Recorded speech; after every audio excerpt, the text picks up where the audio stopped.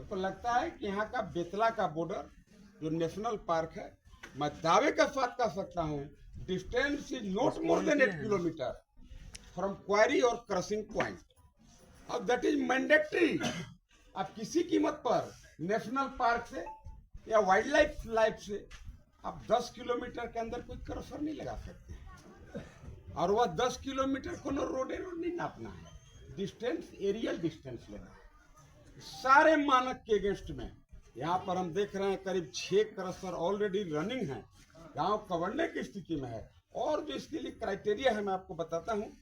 कहता है कि distance from highway, not national highway, may be state highway. State highway से भी कोई क्रशर या कोई क्वारी जहां से आप पत्थर तोड़िएगा उसका डिस्टेंस मिनिमम 500 मीटर, मतलब आधा किलोमीटर हर हाल में मिनिमम होना ही चाहिए। और बोलता है डिस्टेंस फ्रॉम विलेज, बोलता है कि जिस गांव की संख्या या जिस गांव में अगर 100 के एक भी घर ज्यादा है तो बोलता है कि उस गांव से मिनिमम 1 किलोमीटर के दूर आप क्वारी कर सकते हैं, चाहे तो क्रशर लगा सकते हैं, मिनिमम 1 किलोमीटर।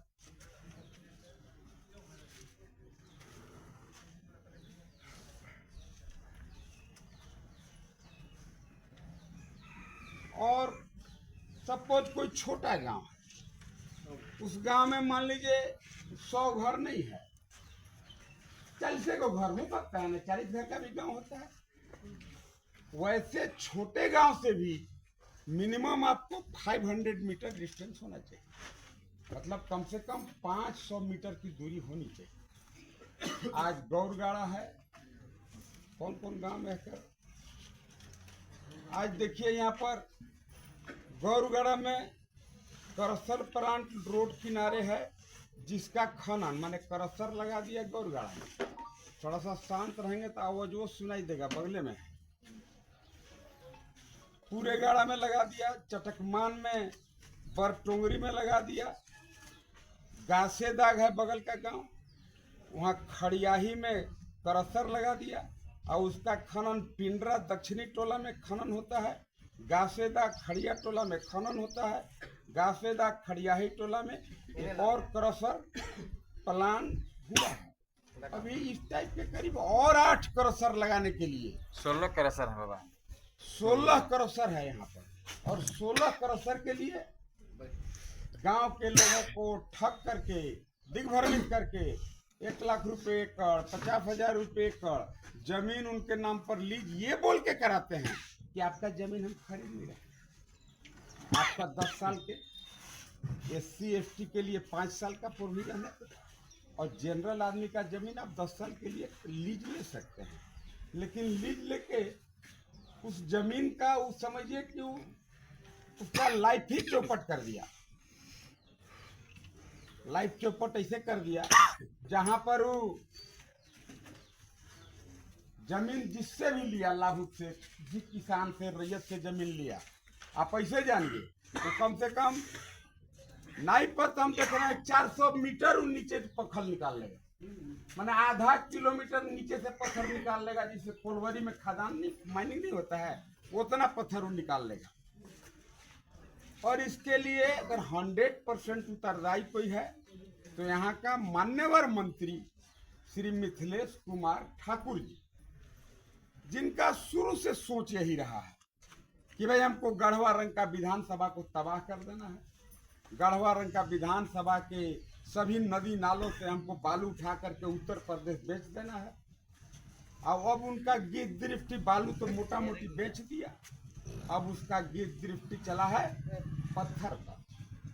ये जितना केरल के, असम के जो क्रशर लगाने वाले यहाँ आ रहे हैं, मैं विश्वास और दावे के साथ कह सकता हूँ इन तमाम क्रशर में यहाँ के मंत्री मिथिलेश ठाकुर जी श्योर उसमें इन्वॉल्व है। बिना उनके इन्वॉल्वमेंट के उनके विधानसभा का चीरहरण हो रहा है। आज यहाँ के 10 गांव कबड़ने के कगार पर हैं। एक बार बगल में जब ब्लास्टिंग होता है 5 घंटा जैसे डायरिया हो गया गांव में, उस टाइप के लोग गमछी बांध के 5 घंटा टाइम बिताते हैं। इतना उसका दुर्गंध आता है ब्लास्टिंग मटेरियल से।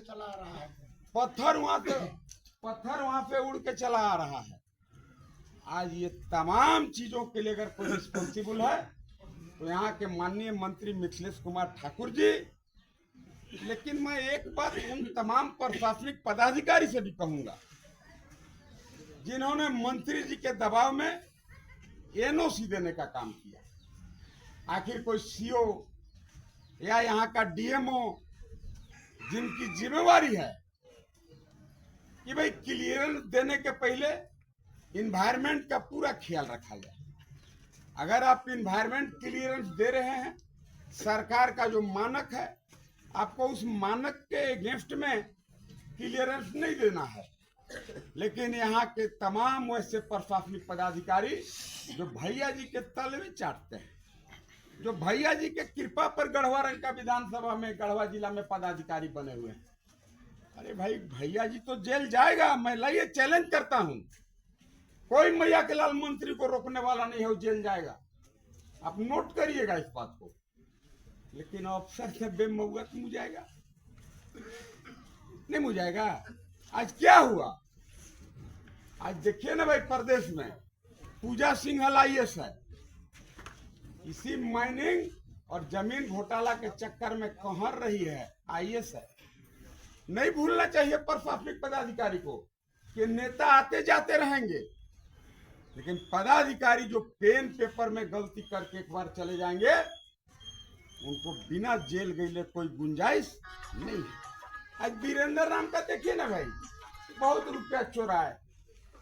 1000 रुपये बोतल पानी जापान से मंगा के पीता था। 1000 रुपये लीटर, माने 5000 के बाद रोज पानी पी जाता था। और उसको लगता था कि रुपया हमारा सिरेबे नहीं करेगा। सोचो के नहीं सिराएगा, इतना रुपया चोरी है। एक हो जवन पैंट शर्ट 30,000 का एक दिन पहन लिया, माने मजाल नहीं है कि दूसरा दिन कपड़ा को पहनेगा।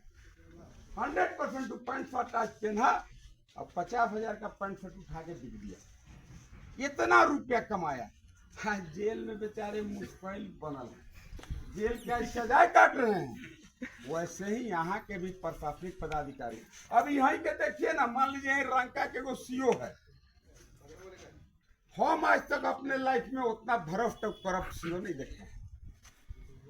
एक आदमी बोला जो कर नाम में अंतिम में तिवारी लागल है, बोले तिवारी तो उतना नहीं होता है जी, भ्रष्ट कैसे भ्रष्ट हो गया। अब सीओ है, हमको लगता है कि वह सीओ साहब वो सब लिख दिया होगा पैसा के लालच में। सुनते हैं कि सार बहनोई के बिचौलिया दलाल बना लिया, केकरो जमीन के ऑनलाइन करना है, मोटेशन करना है, तो कर सार या बहनोई कौन है हम नहीं जानते हैं। लेकिन हाई पैर भी लगा करके और मिथिलेश ठाकुर के कृपा से वो आदमी आज रंका में सीओ के रूप में पोस्टेड है। अब भाई गाइडलाइन है, सरकारी गाइडलाइन है कि आप अपने जिला में आपका पोस्टिंग हो नहीं सकता है। तो कौन जिला उसका रहने वाला है? पलामू जिला का रहने वाला है, और उसका गांव है तोलरा और गढ़वा में मात्र बीच में कोयल नदी है। आज हम कह सकते हैं कि कोयल नदी के उस पार का व्यक्ति इस पार में सीओ बना हुआ है, आउट ऑफ टर्न, नियम के विपरीत विरोध। आज भैया जी को बताना चाहिए कि वैसे करप्ट भ्रष्ट सीओ को रंका में लाने के एवज में आपने कई लाख रुपया घूस लिया। आज पूरे गढ़वा रंका विधानसभा का स्थिति बद से बदतर है। आज विशेष करके मैं यहाँ पर इसीलिए आया था, चाहे पूरे गाड़ा हो चाहे गौर गाड़ा हो, आज यहाँ के तमाम गांव कबड़ जाएंगे, टीबी के मरीज हो जाएंगे।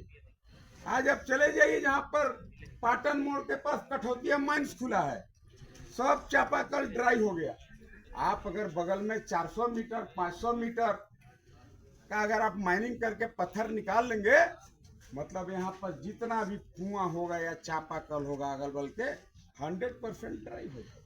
इसीलिए सरकार ने गाइडलाइन दिया कि भाई आपको क्लियरेंस सर्टिफिकेट, पोल्यूशन सर्टिफिकेट आपको चाहिए और इस मानक के अनुरूप चाहिए।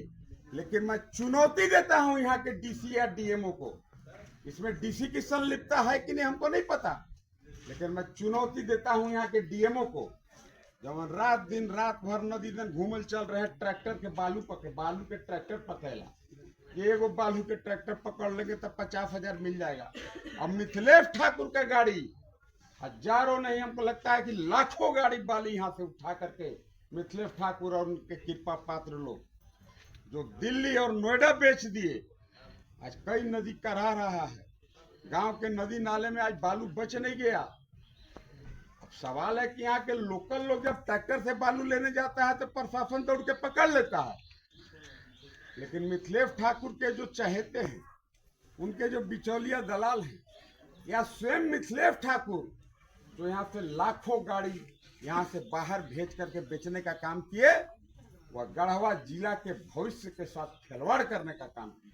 ये कोई आसान चीज नहीं है, ये बहुत बड़ा चीज हो रहा है यहाँ पर।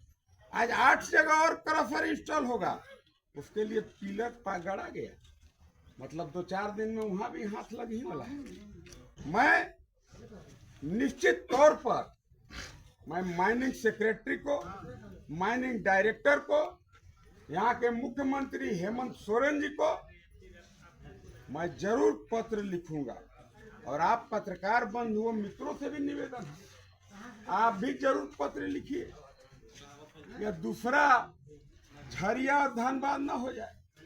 लोगों को याद होगा काला पत्थर एक सिनेमा बना, सिनेमा ही इसलिए बना था कि नियम कानून के विरोध वहां पर खनन करके कोयला निकाला गया और सैकड़ों लोग काल के गाल में समा गए।